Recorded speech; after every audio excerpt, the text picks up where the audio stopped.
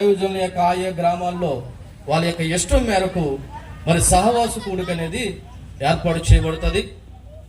అలాగే మండలంలో అనారోగ్యంగా ఆయా కారణాలు బట్టి మరి సిక్ అయిన వారిని కమిటీ దర్శించి వాళ్ళకి ఆర్థికంగా కొద్దో గొప్ప చేయూతనివ్వడం అనేది అది ఎంపీఎఫ్ అంతటి తరపున జరుగుతూ ఉన్నది.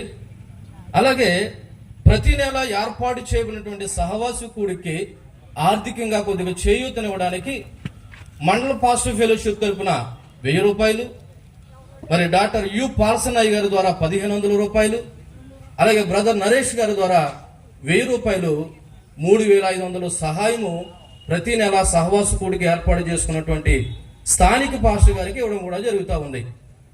అలాగనే మరి ప్రతి నెల సహవాసంలో మరి సువార్థికురాలుగా ఉన్నటువంటి కొంతమంది మరి అమలకు నేను ఈ మాట ఇలాగనడానికి ఇష్టపడుతున్నాను. మరి మన మధ్యన సహోదరులు బ్రదర్ కె స్టీఫెన్ గారు మరి ఆర్థిక సహాయాన్ని కూడా అందిస్తూ ఉన్నారు.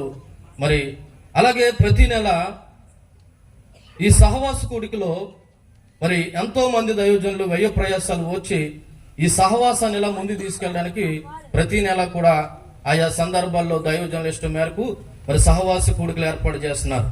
అంతేకాదు గత సంవత్సరం నుండి మరి దైవజనులు డాక్టర్ యు దివాకరయ్య గారు మండల పరిధిలో ఎవరైనా దైవజనులు కానీ దైవజనులు కానీ చనిపోయినట్లయితే వాళ్ళ నాన్నగారు మరి యొక్క తరపున డాక్టర్ యు దానియేలు గారి యొక్క ట్రస్ట్ ద్వారా, మెమోరియల్ ట్రస్ట్ ద్వారా మరి చనిపోయినటువంటి దైవజనులు కానీ లేదా దైవజనులు కానీ మరి 5000 రూపాయల ఆర్థిక సహాయాన్ని కూడా కుటుంబానికి అందిస్తూ ఉన్నారు.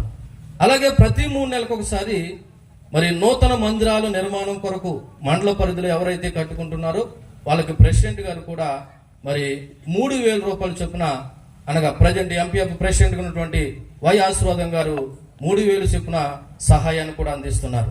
అలాగే ప్రతి సంవత్సరం ఎంపీఎఫ్ తరఫున మరి క్రిస్మస్ కార్యక్రమము మరి డిసెంబర్ మాసంలో మరి ఏర్పాటు చేయబడి జరుగుతుంది. గత సంవత్సరం డిసెంబర్ 6న ఏవినర గ్రామంలో ఏర్పాటు చేయబడింది.